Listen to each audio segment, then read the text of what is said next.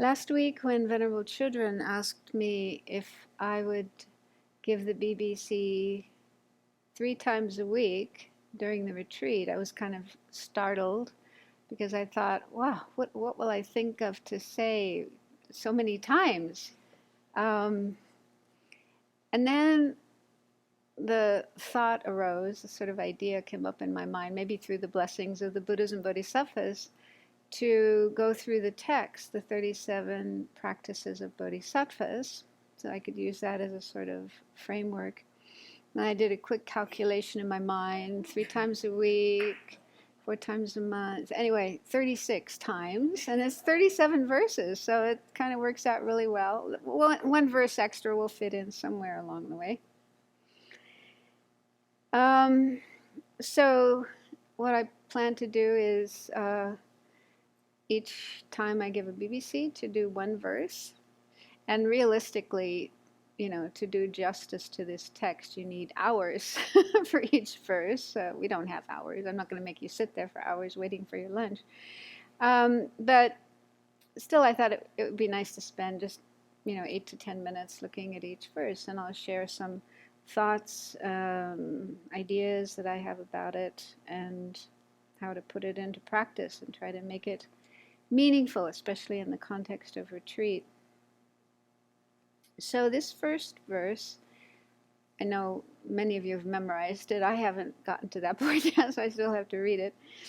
The first verse says, having gained this rare ship of freedom and fortune, hear, think, and meditate unwaveringly night and day, in order to free yourself and others from the ocean of cyclic existence. This is the practice of bodhisattvas. So this verse is about the topic of the precious human life, which basically is about how fortunate we are to have a human life, not just a human life, but a human life with certain qualities, outer conditions as well as inner conditions, that make it the most ideal situation for engaging in the practice of Dharma.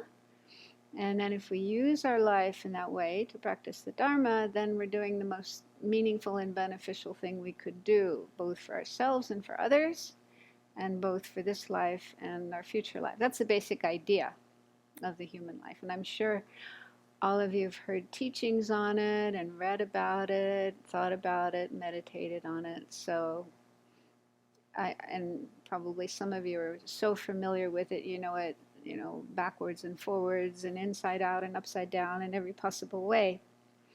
But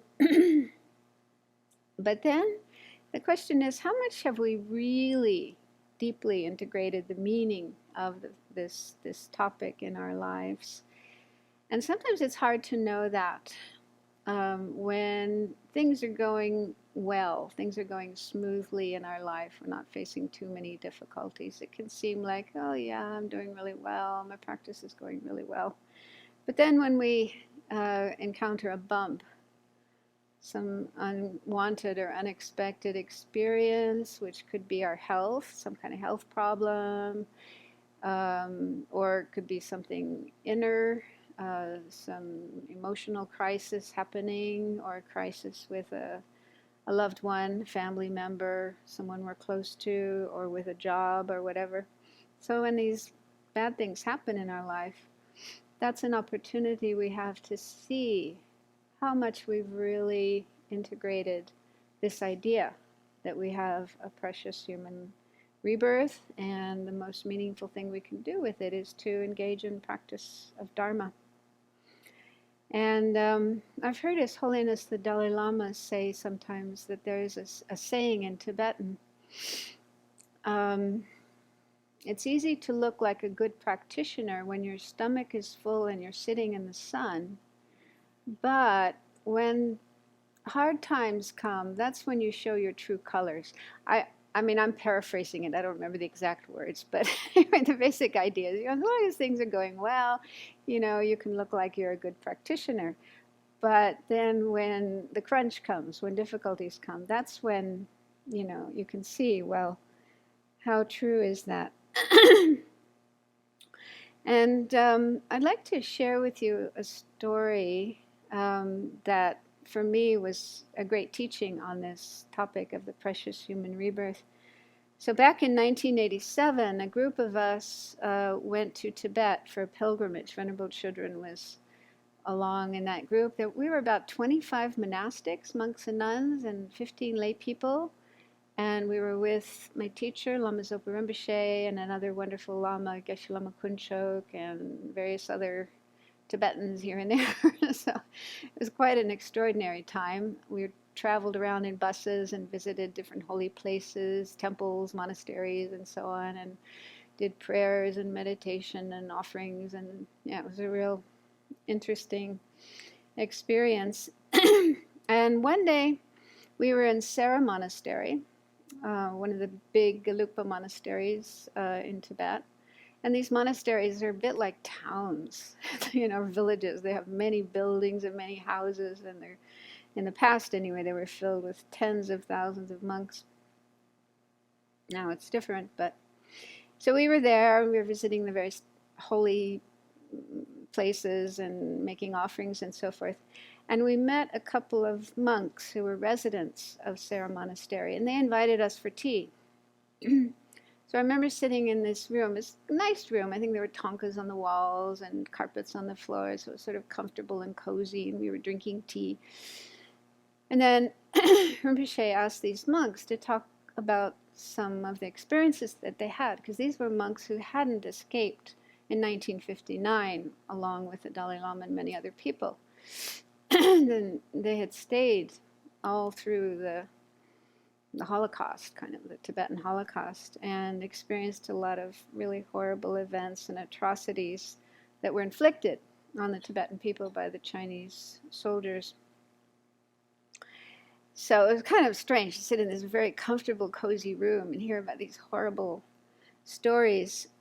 So one monk was sitting on a stool rather than on the floor. He was sitting on this little low stool, and he explained that he couldn't sit cross-legged because his kneecaps had been broken by Chinese soldiers hitting them with their rifle butts. And apparently that was something they did quite often, to stop people from meditating.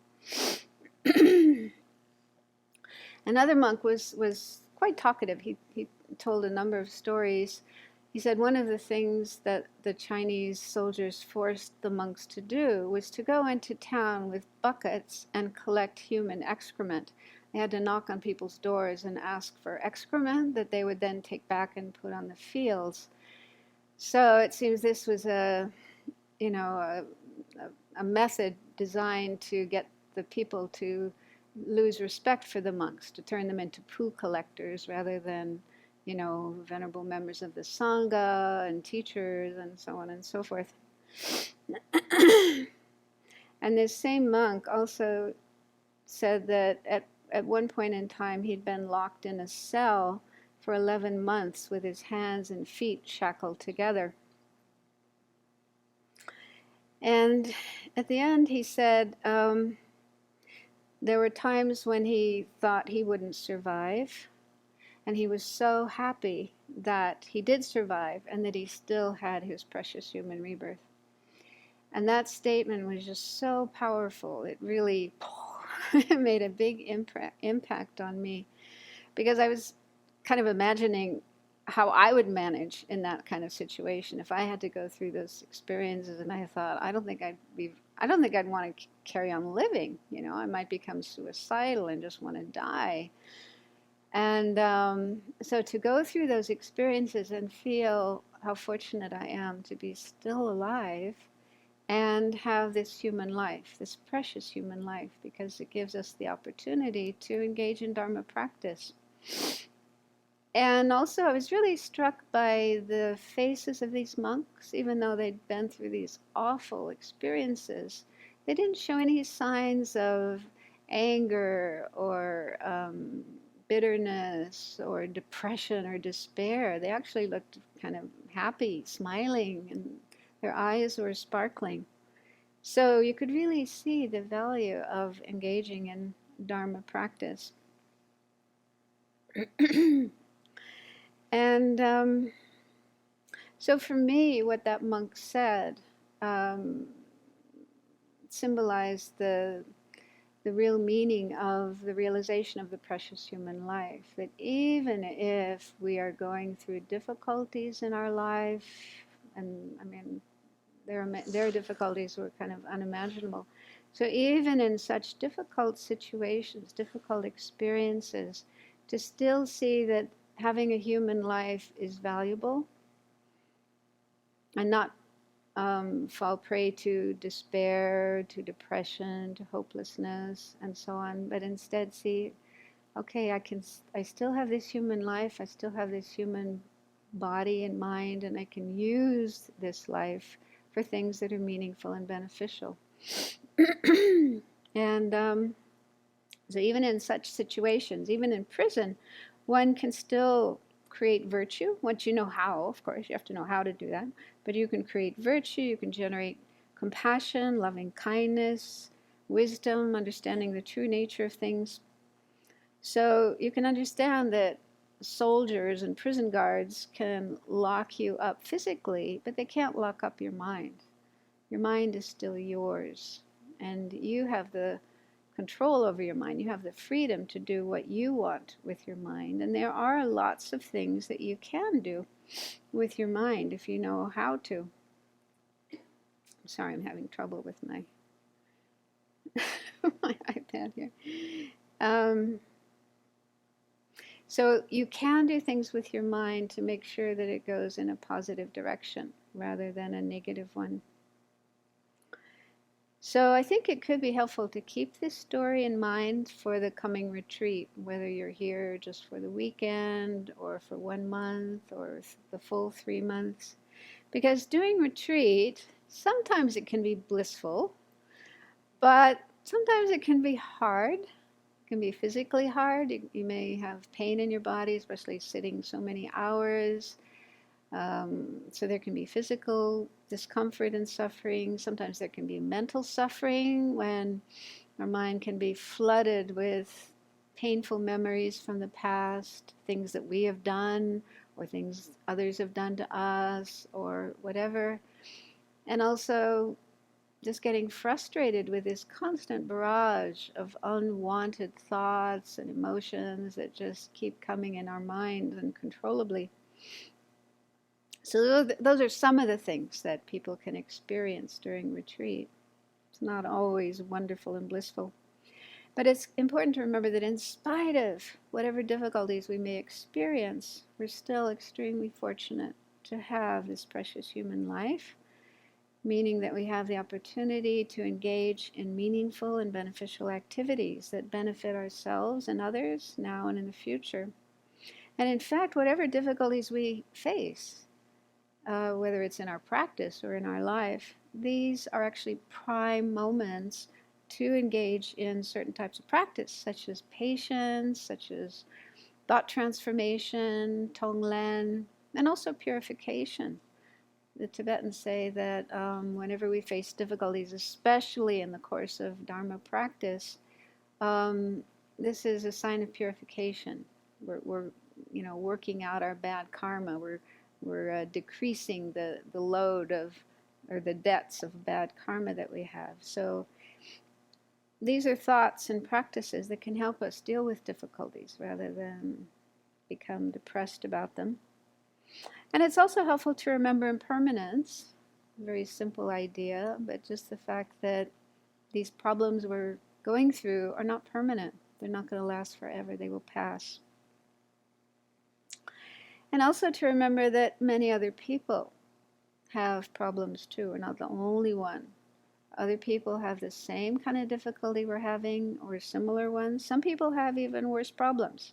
For example, even now there are people imprisoned in Tibet and going through horrific experiences like those we've heard about. And there are people in prisons in many other countries as well. China, Burma, Russia, and of course right here in America.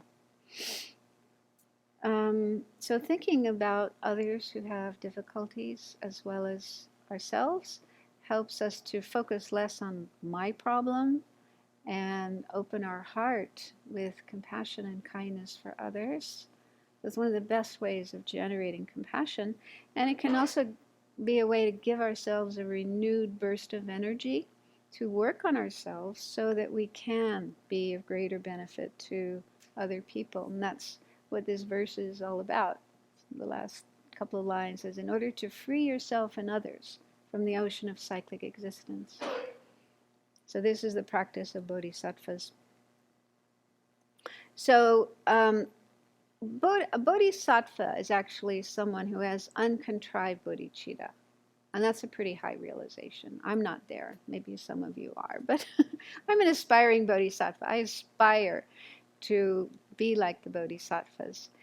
But, whatever we do with that idea, with that wish to emulate the activities of a bodhisattva is so beneficial. It's like if there's a little child who aspires to be a doctor, okay, he can't immediately start practicing medicine, but even in first grade, learning arithmetic and reading and so forth, it's working gradually towards that day when he or she will be able to engage in actual medical practice. So it's similar.